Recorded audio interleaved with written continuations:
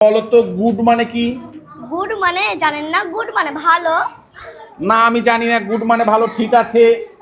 এবার তুমি বলো তো গুডস মানে কি? গুডস মানে অনেক ভালো। কি বলে?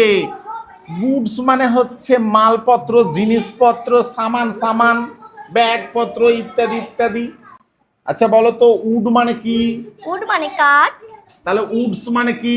উডস মানে অনেক কাঠ। না, তুমি এরকম ভাবছো কেন? গুড থেকে গুড সম্পূর্ণ আলাদা মানে।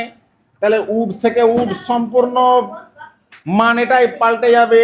বলো তো কাঠ কোথা থেকে পাই? গাছ থেকে। গাছ কোথায় থাকে? বনে। বন। তাহলে উডস মানে হচ্ছে বন। মনে থাকবে কিনা এবার? আচ্ছা তারপরে বলো তো গ্রিন মানে কি? গ্রিন মানে সবুজ। গ্রিনস মানে কি? গ্রিনস মানে অনেক সবুজ।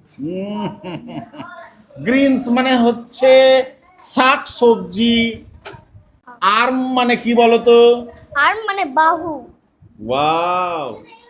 আর্মস মানে কি বলো তো? অনেক বাহু। আর্মস মানে হচ্ছে নিজের নাম ভুলে যেও, কিন্তু এগুলো ভুলিও না।